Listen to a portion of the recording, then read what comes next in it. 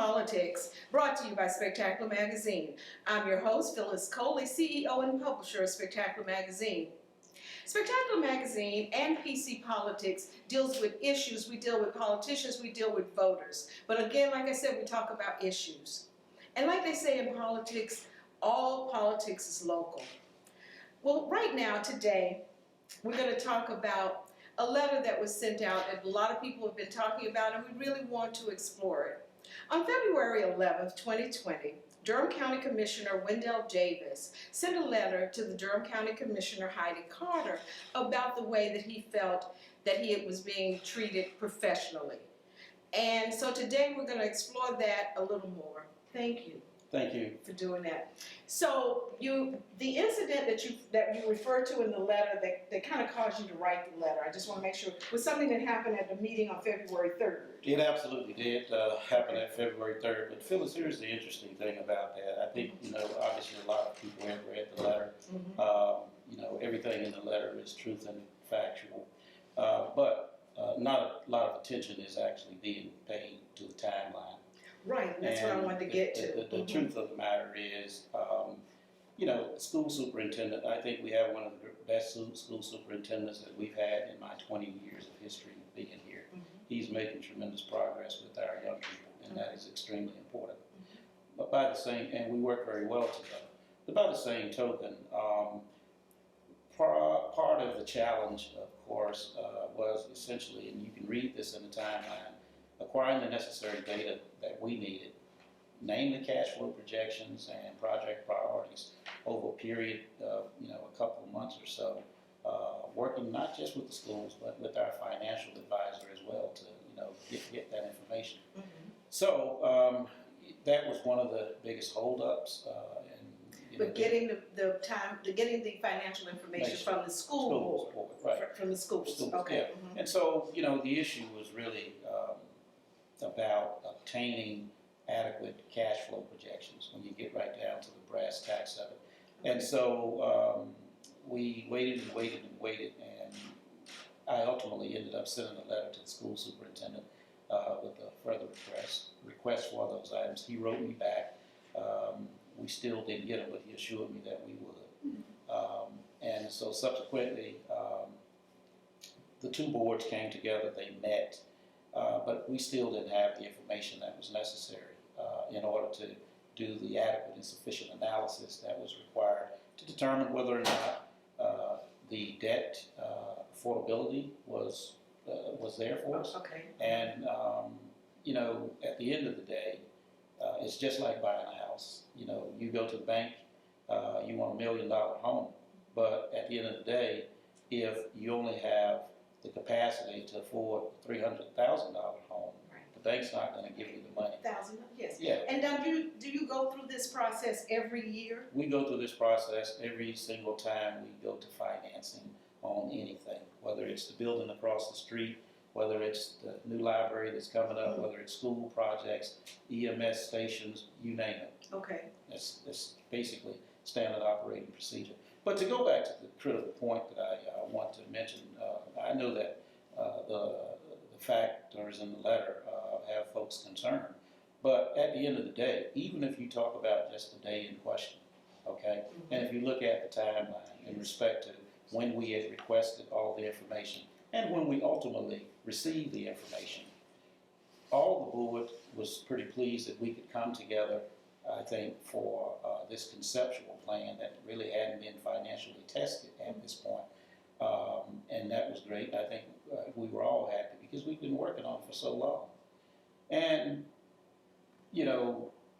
if you go back and you look at the tape, you listen to the tape, one would have to ask, why was it necessary for her to turn on me, okay, that day, as if I had subsequently done something that was improper? But let me just say, in that tape that you're referring to, Commissioner Heidi said we could have had it earlier if it were not for the manager. Yes, absolutely. Okay. And so, at the end of the day, those are some of the little idiosyncrasies that you need to pay, quite frankly, some attention to in respect to the timeline. But when you talk about the issues at hand in respect to what's in the memorandum, that kind of treatment has been going on with from Commissioner Carter ever since she's been on this board. I'm very sensitive to this matter, but I do want to ask you about when the statement was made about you need to, or to whom the statement was made, you need to grin and bear it. That statement was during my evaluation. She said that in front of the entire board and our clerk. Okay. And there was also a situation where you were hiring a consultant Yes, that you referred to, and the consultant that you ultimately were going to go with was an African-American male who represented the company. yes, Who represented the company. that is correct. And talk a little bit about that. So the real issue was a compensation and classification study that we were conducting, and the purpose of it, of course, is to make sure that our employees are paid, a market rate. We are in a very competitive environment. This consultant came to present the findings in respect of what the market was essentially saying that we needed to do in order to keep our workforce competitive. After really probably close to a year's time frame, we were still going back and forth about, the recommendations that had essentially come out of this study. The HR department, I can't tell you how many emails they received, from Commissioner Carter, and it wasn't just Commissioner Carter, but Commissioner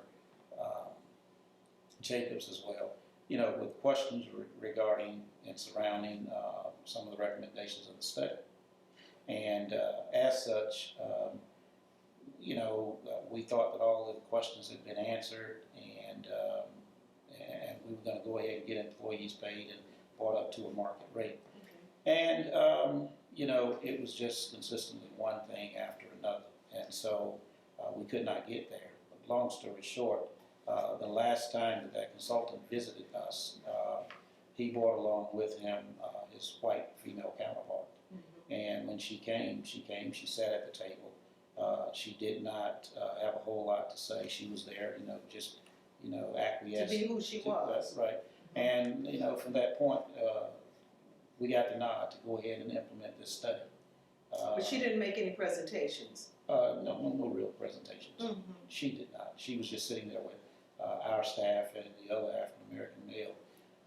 And so, to that end, it was a very long period. Staff was frustrated. The consultant was insulted.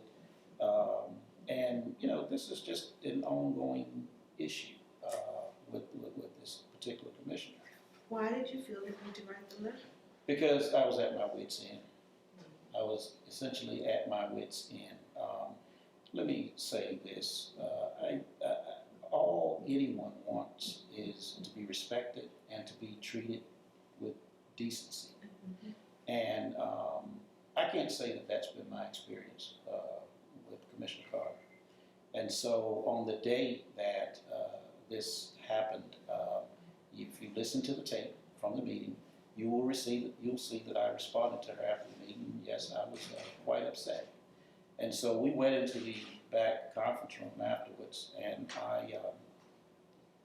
I essentially said to Commissioner Jacobs, I said, you need to get your board in check. Those are my words. I was very upset. And she said, I don't have any control over my board. Okay? But she's the chair of the board. She is the chair of the board.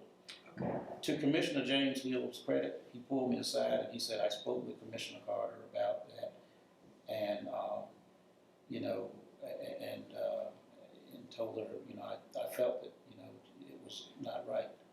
And I said, really? And he said, yes, I did. I said, well, thank you. I said, what was her reaction? He said, it was like talking to that wall right there. And so, at that point, what do you do? Eventually, if you put a marble on that table, and if it rolls, it's going to get to the edge, and it's ultimately going to fall off. That's right. And I've been dealing with this behavior for 3 years. Let me ask you, your contract is up for renewal next year. It is.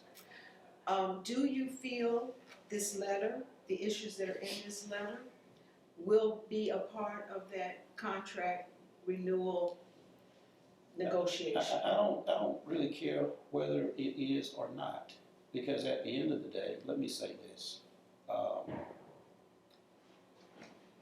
This is about the manner in which I have been treated, okay? And if the environment doesn't change, I don't have an interest in working under these conditions. So this ain't about a contract. This is about doing what is in fact right and what is in fact decent and treating people, in the manner in which you want it to be treated. We had an internal employee survey that was done last year in 2019.